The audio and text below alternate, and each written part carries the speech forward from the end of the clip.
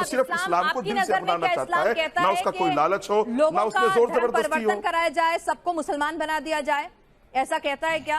अल्लाह उसके रसूल हुक्म देते हैं, लोगों को अंधकार से निकालिए और सीधा रास्ता दिखाइए जो एक रब का रास्ता है, उसी की इबादत की तरफ, जिस पर आदम अलैहिस्सलाम से लेके आप मोहम्मद सल्लल्लाहु अलैहि वसल्लम तक कायम थे।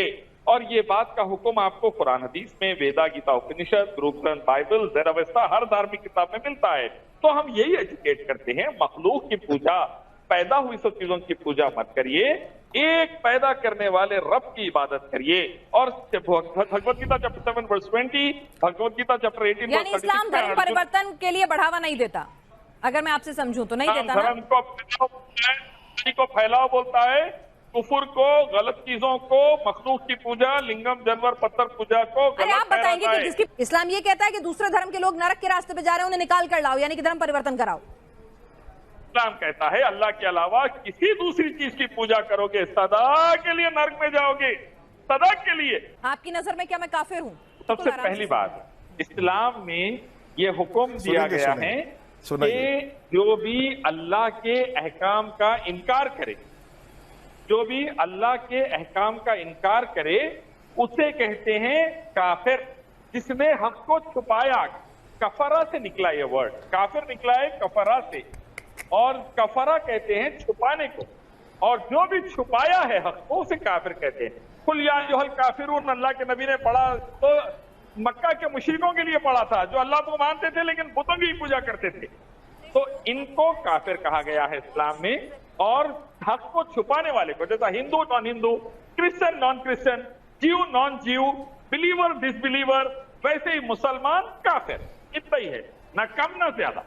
तो यानी अगर कोई दूसरा धर्म मानता है तो वो काफिर नहीं हो जाता है? तो मुशरिक किसको कहा गया?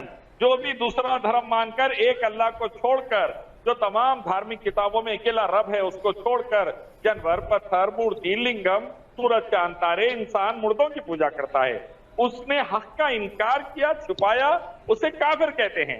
और साथ में जो अल्लाह के साथ ये शरीक ठहरा रहे उसको मुशरिक भी कहते हैं। मुझे एक बात बताइए ना, कोई गुरुद्वारे में जाकर अगर पूजा करता है, कोई गुरु ग्रंथ साहिब को मानता है, कोई जो है यीशु को मानता है, कोई जैन धर्म को मानता है, कोई किसी भी धर्म को मान सकता है, तो क्या वो तमाम लोग काफिर हो जाएंगे क्योंकि वो अल्लाह को नहीं मानते हैं, वो पैगंबर साहब को नहीं मानते हैं? अगर आप गुरु ग्रंथ पढ़ेंगे तो फर्स्ट चैप्टर जापू जी में है, एक करीम, एक रहीम, वाहे गुरु, यानी एक रब की ही इबादत करो, एक करीम और रहीम की।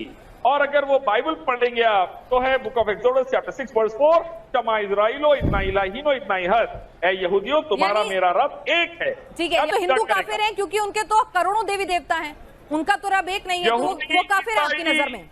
यहूदी, ईसाई, हिंदू कोई भी अगर एक रब को छोड़ देंगे, हिंदुइज्म का ब्रह्म सूत्र एकम ब्रह्म जित्य नास्ते ने नास्ते किंचन एकम विदित्यम Chandogya Upanishad book number 6 section number 2 verse number 1। जिसको नहीं मानेगा, हक को छुपाएगा, उसे काफिर कहते हैं, चाहे यहूदी हो, ईसाई हो, चाहे हिंदू।